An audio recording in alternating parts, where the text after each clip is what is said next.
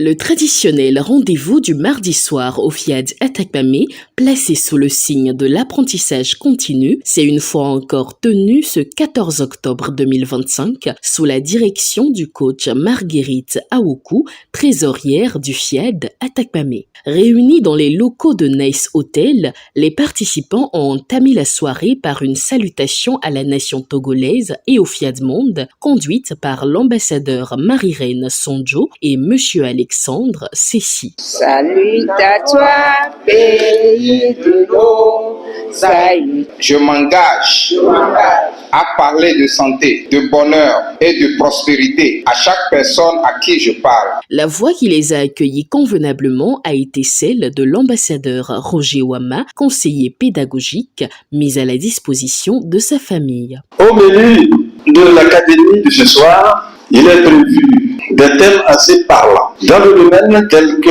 l'esprit millionnaire, l'entrepreneuriat, le bonheur conjugal et la santé totale.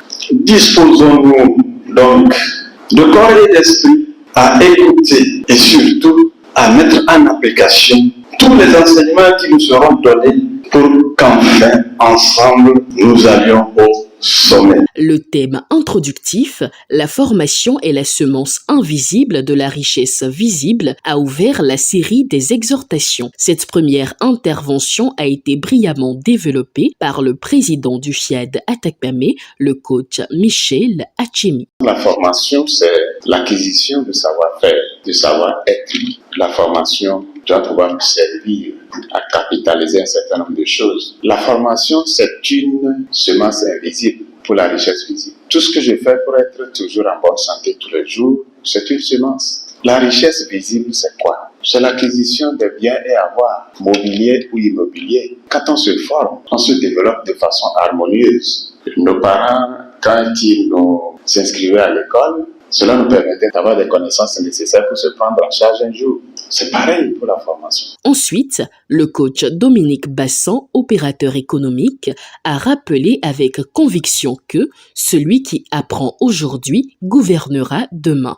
Écoutons son développement. L'éducation est l'arme la plus puissante pour transformer une vie. Apprendre aujourd'hui, c'est semer les graines qui porteront les fruits de demain. Celui qui consacre son temps à acquérir des connaissances, à développer son esprit et à apprendre à comprendre le monde devient naturellement un guide, un leader. Il ne s'agit pas seulement d'être à l'école, mais de cultiver une curiosité constante, un désir profond de progresser. Gouverner demain, ce n'est pas forcément d'être président, c'est d'être capable de guider une entreprise, une famille, une communauté avec discernement. Apprendre, c'est donc un acte d'espoir. C'est croire que l'avenir peut être meilleur.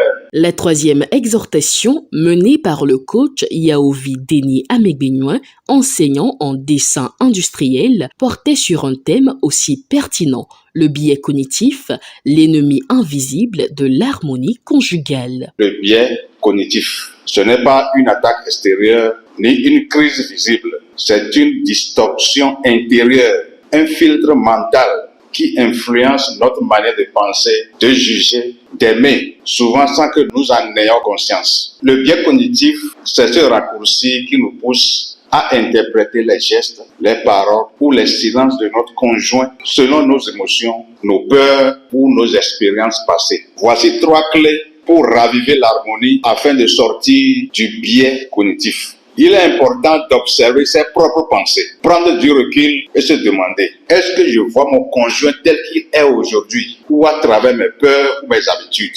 Oser le dialogue vrai. Il est important de se parler, de se dire la vérité, créer des moments de redécouverte. Après un moment de showtime, de danse et de détente, la soirée s'est poursuivie avec la 4e exhortation présentée par le coach Ediaba Noël Ohini, directeur des opérations du FIAD Atakpamé, sur le thème « Le feedback, miroir de la croissance et de l'humilité ». Sans feedback, il n'y a pas d'ajustement. Sans ajustement, il n'y a pas d'amélioration. Sans amélioration, il n'y a pas de réussite. Le feedback stimule la croissance personnelle. Il transforme la remarque en moteur d'évolution. Il renforce la confiance, car il éclaire les zones d'ombre et rend les relations plus transparentes. Il améliore la performance collective, car dans une équipe qui se parle sincèrement, chaque membre s'ajuste et grandit. Il apprend à écouter sans se défendre et à parler sans blesser. C'est un processus continu de correction et de perfectionnement. Un appel à la générosité a ensuite été lancé par M.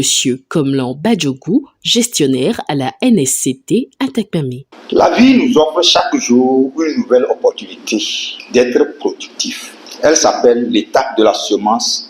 La gratitude, c'est apprendre à célébrer ou à prolonger sa joie. Notre altitude dépend de notre attitude. La prospérité véritable vient souvent des cœurs qui libèrent. Contribuer à ces rencontres, c'est participer activement avec conviction dans l'œuvre de Fiat. Faisons notre part et laissons Dieu nous surprendre. Pour conclure ce rendez-vous de partage, de connaissances et de vibrations positives, une séance d'atelier de programmation a été dirigée par le coach Jude Adotevi Akwe, deuxième vice-président du FIAD Atakpamé. Je renonce à ma nature humaine à cette conjonction. Je renonce à ma nature humaine à cette conjonction.